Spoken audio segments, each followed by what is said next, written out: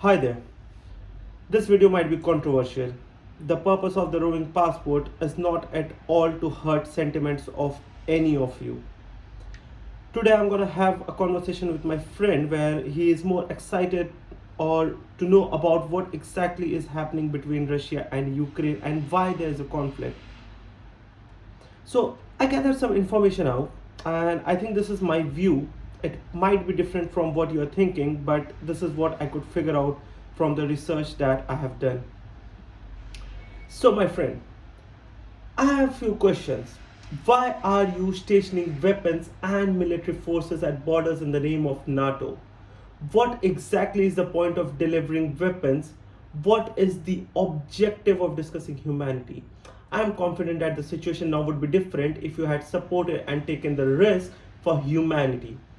Why? Why would you want to put Russia's aggression to the test when you already know it's so aggressive? When the news of the conflict reaches the media and the general public, there is a lot of excitement. You know, my friend? Excitement outnumbers Netflix and chill. But I'm sure many in war torn areas are afraid, not excited. They are afflicted, their families are afflicted, and generations are afflicted.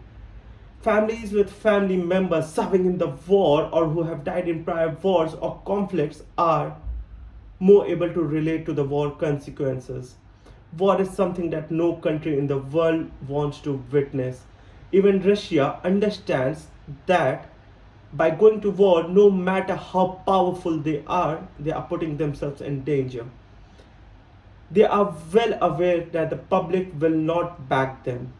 Why are they attempting to attack Ukraine then?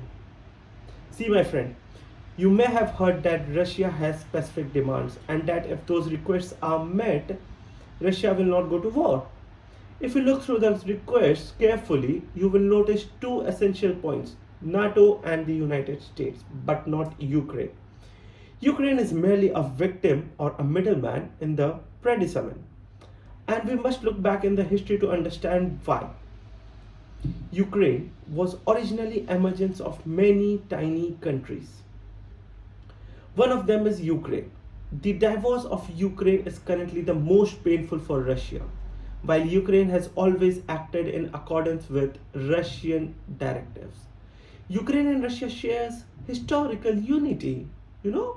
According to Vladimir Putin, in fact, Putin had previously written a lengthy statement on the Russian-Ukraine relationship. The relationship was so strong that in 1996, Ukraine handed over all its nuclear weapons to Russia under the Nuclear Non-Proliferation Treaty (NPT). You know, my friend, listen. The scenario could have been quite different today if they had those bombs. Eastern Ukraine, which shares a border with Russia, has a greater pro-Russian population. Until 2014, Russia and Ukraine had a fairly cordial relationship. Among all policies were Almost all policies were influenced by Russia. But after 2014, Ukraine became more affected by the West and the United States. Mr. Viktor, the former president of Ukraine, was known to be pro-Russian at the time and had turned down a free trade pact with Europe.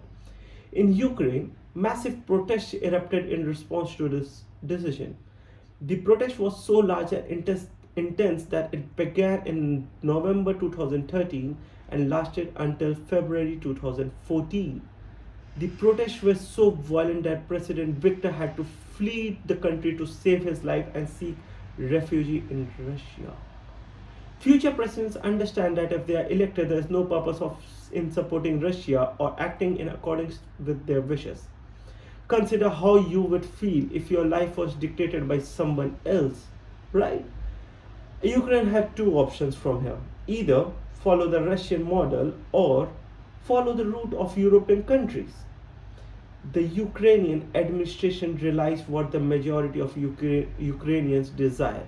Therefore, they began to lean more towards European countries, and the shift was evident to Russia, which they despise. Russia is a major natural gas supplier to Europe. In fact, according to data, Russia supplies 30% of Europe's natural gas. That's a strange data. But now the natural gas is delivered via a pipeline, and the countries that the pipeline travels through are paid a rent. Ukraine has been following Russia until 2013, my friend, but began asking Russia for $33 billion each year after that as a rent. Ukraine was one of Russia's most important economic partners until 2014, when the situation drastically altered.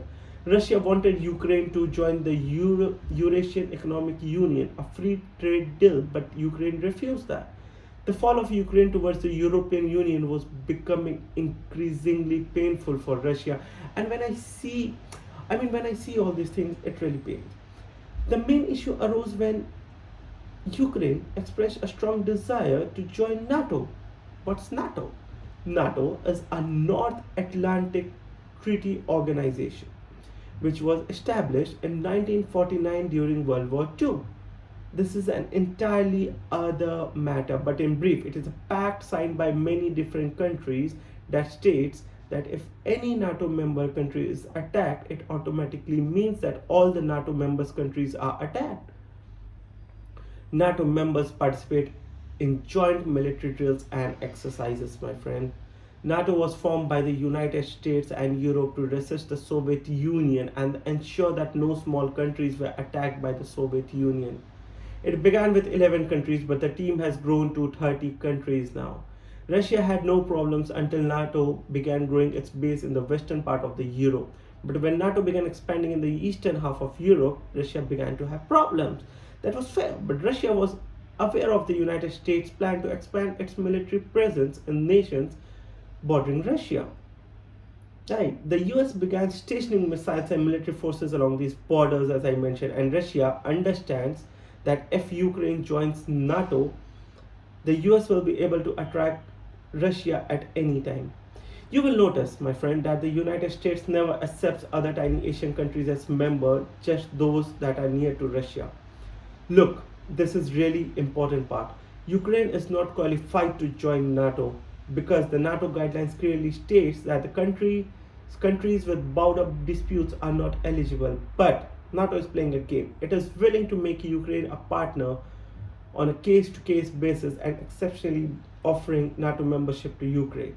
President of the United States Biden announced a few days ago that he will send armed soldiers to Ukraine because he cares. He cares, really. He would have not left Afghanistan so quickly if he truly cared. Understand that if Russia, China, or other countries signed a deal with Canada and Cuba to station military forces and erect military bases along the US borders, even the US would be upset, right? This will enrage the United States. Russia had said the same thing, claiming that you are acting aggressively. Why are you driving our friend countries to oppose us? Why are you erecting military bases and developing missiles around US in the name of NATO? Everyone knows that the United States has already put a large number of missiles in Europe, and that the same is true in order to confront Russia. Russia cannot afford for Ukraine to join NATO at any cost. Ukraine wants to join NATO to improve its security, but NATO will benefit the most because it would extend its military near Russia's border. NATO, on the other hand, cannot encircle Russia with its weapons until Ukraine joins NATO. Now, Russia, my friend, had previously announced two different countries encircling Ukraine that were pro-Russian and supported by Russia. And now, only few days before, like one day before attacking Ukraine, Russia declared both regions independent and enabled their forces to infiltrate these areas. According to Russia, the purpose of this action was to maintain peace. For a long time, Russia has been attempting to explain to both NATO and the United States that why we are not approaching. You intend to deploy your forces against us. Why? On the 14th of January, Russia's foreign minister stated unequivocally that Russia will not sit idly by and watch these developments. Russia had specific demands, and they made it plain that if they were met, they would not invade any of the countries or start a war. If you look at these demands closely, you will notice that Ukraine is merely a victim of the initial conflict between Russia and the United States. The first demand is that all NATO military activity in Eastern Europe be halted immediately and that all military forces in Poland and other Baltic countries be withdrawn. The second demand was for Russia to have a formal agreement that Ukraine would never join NATO in the future. And the third demand was for all nuclear missiles in Europe to be disarmed. The US, on the other hand, is highly active on humanitarian grounds, yet they have rejected these demands for their own gain.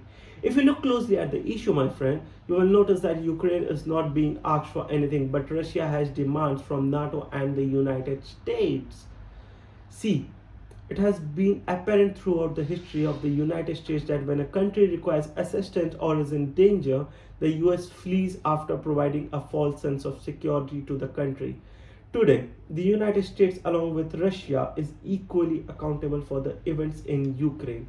Millions of people are dying as a result of the discrepancies between these countries. I am sure you have heard that Russia has announced unequivocally that they will not take over Ukraine but will demilitarize it. When Russia achieves this goal, the Ukrainian government will operate in Russia's interest, and the threat of Ukraine joining NATO will evaporate totally. You may have heard that Biden is making blunders and that he should intervene to resolve the situation. Biden, on the other hand, does not make mistakes and is extremely intelligent and quick. Sorry, not intelligent, but very, very clever. Why why come in between when he can harm so much without firing a shot and undermine the connection between Russia and its friendly countries? Regardless of the size of the Russian army, Ukraine has indicated unequivocally that they would not back down, and Russia will undoubtedly suffer significant losses as a result. The US has imposed numerous sanctions, and Ukraine has repeatedly demanded a swift ban for Russia. But the West has remained silent on the issue despite the fact that Russia supplies 30% of the world's natural gas, and imposing a swift ban might result in significant losses. Dear humans, you see, my friend, you could also ask the United States why, knowing that Russia is an aggressor, you continue to test their aggressiveness. If you had accepted some loss in the cause of humanity, the situation would have been very, very different, my friend, and the families would have not been forced to watch their loved ones die. It feels pain.